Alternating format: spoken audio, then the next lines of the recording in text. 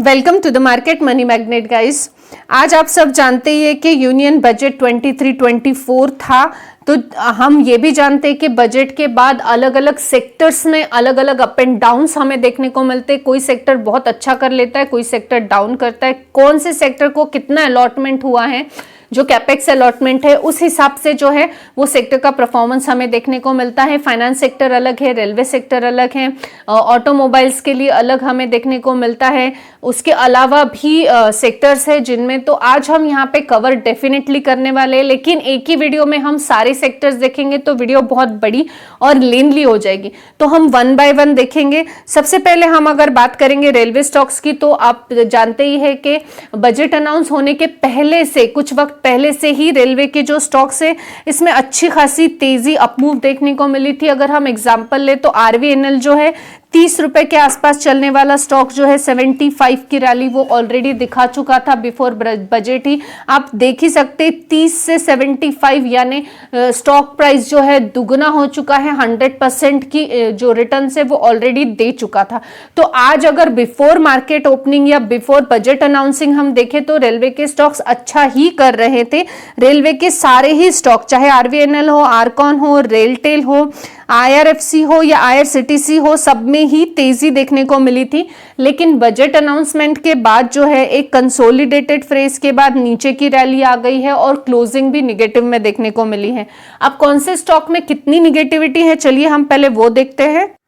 आप यहां देख सकते हैं जो आरवीएनएल है इसमें करीबन 4.25% से ज्यादा की गिरावट देखने को मिली है।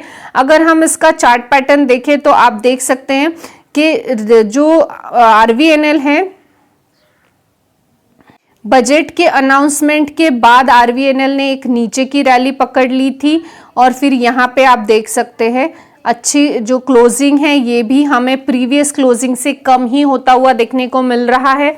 और ये सिर्फ आरवीएनएल का प्रॉब्लम नहीं है, सारे ही रेलवे के स्टॉक्स ड्यूरिंग द मार्केट बहुत ज्यादा डाउन थे।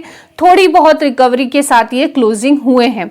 यहाँ पे अगर हम आईआरएफसी की बात करें तो आईआरएफसी में भी आप देख सकते हैं 4.5% से ज्यादा की गिरावट देखने को मिली है at the time of closing.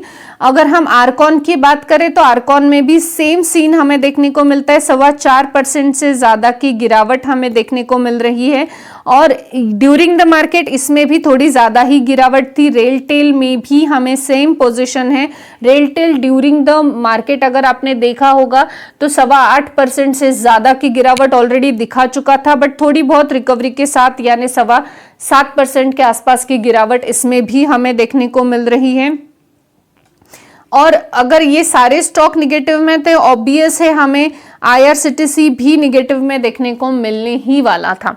तो ये सारी जो, जैसे मैं आपको बोल रही हूँ कि ड्यूरिंग द मार्केट ये स्टॉक्स थोड़े ज्यादा गिरावट में थे और थोड़ी बहुत रिकवरी दिखाई। इसका मतलब ये होता है कि जैसे कुछ लोग शॉर्ट टर्म इन्वेस्टर्स होते हैं और लॉन्ग टर्म इन्वेस्टर होते हैं। जो शॉर्ट टर्म वाले थे वो फटाफट उन्होंने प्रॉफिट बुकिंग कर ली, क्योंकि जो मार्केट में आगे और भी गिरावट आएगी वो वहां पे प्रॉफिट बुकिंग कर लेना चाहते थे। अब जो लॉन्ग टर्म इन्वेस्टर्स थे उनके लिए ये बाइंग अपॉर्चुनिटी बन गया, तो यहाँ पे कुछ लोगों ने बाय कर लिया। तो थोड़ी बहुत रिकवरी के साथ ये जो सारे स्टॉक्स है इनमें क्लोजिंग देखने को मिल रही है, पर निगेटिव में ही है। 4% से ज्यादा की निगेटिविटी हर स्टॉक में हमें देखने को मिल रही है।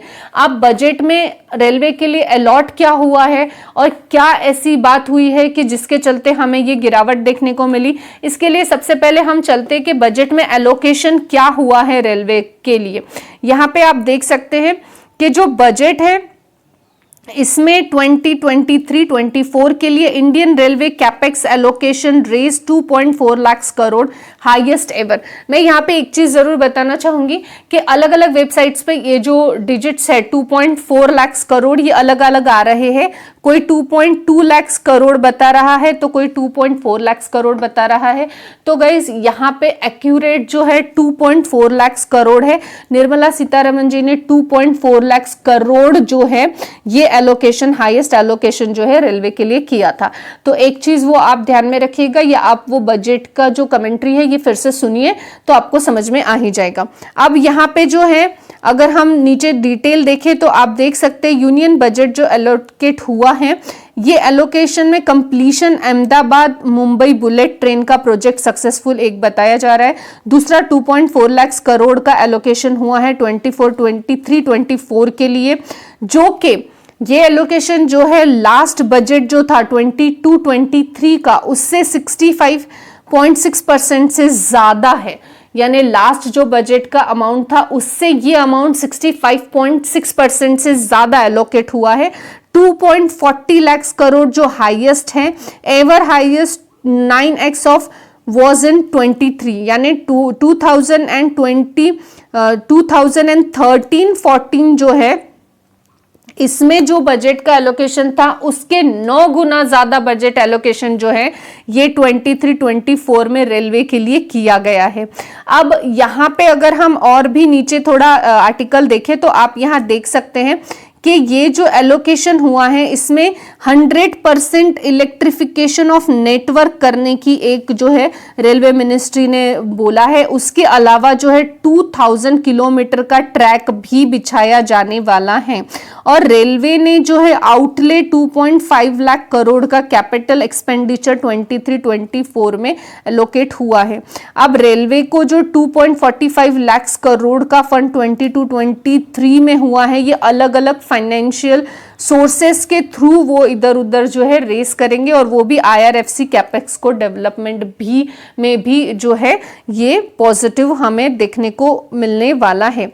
अब अगर यहाँ पे रेलवे में जो बजट अनाउंसमेंट है इसके लिए रेलवे को अच्छा खासा अलॉटमेंट हुआ है, तो फिर रेलवे के स्टॉक्स जो है ये निगेटिविटी में क्यों है? 4.5% से ज्यादा की या 4.25% से ज्यादा की निगेटिविटी हर रेलवे के स्टॉक में हमें देखने को मिल रही है। जैसे हम ऑलरेडी देख चुके हैं कि बजट में जो है रेलवे के लिए अच्छा एलोकेशन हुआ है, फिर सारे ही रेलवे के स्टॉक में निगेटिविटी है। अब इसके पीछे का रीजन और क्या अब इस निगेटिविटी के चलते हमें ये स्टॉक्स में से एग्जिट कर लेना चाहिए, ये भी हम जानेंगे। तो गाइज ये स्टॉक्स के निगेटिविटी के पीछे का जो रीजन है वो है एक्सपेक्टेशंस। अब expectation of higher allocation driven the stocks, यानी जो रेलवे की एक्सपेक्टेशन थी बजट से कि लोगों की एक्सपेक्टेशन थी कि बजट में जो है रेलवे के लिए या रेलवे स्टॉक्स के लिए, हम रेलवे मिनिस्ट्री के लिए बेटर वर्ड होगा कि उसके लिए हायर एलोकेशन होगा और ये हायर एलोकेशन रेलवे के स्टॉक्स से रिलेटेड नहीं मिलने की वजह से ये सारे ही स्टॉक जो है ये हमें निगेटिविटी में देखने को मिल रहे हैं। अब एक्सपेक्टेशन से अगर हम कहे कम आया है तो वैसे ही हमने देखा कि कंपैरिजन जो 2013-14 से 9 टाइम्स है, ठीक है, लेकिन लास्ट रेलवे के जो एलोकेशन था उस हिसाब से भी 65.6% से ज्यादा है, इंक्रीज हुआ है, लेकिन स्टिल ये कम जो है ये मार्केट को लगा, जिसके चलते कि ये सारे स्टॉक्स में हमें निगेटिविटी देखने को मिली। अब जहां तक रहा सवाल एग्जिट करने का, तो गाइज जो लॉन्ग टर्म इन्वेस्टर है उनके लिए अभी भी चांस है कि वो टिके रहे, हाँ, लेकिन जिनको इन्वेस्ट करना है उनको अभी और वेट करना चाहिए क्योंकि ये स्टॉक और भी डाउन रैली दिखा सकते हैं।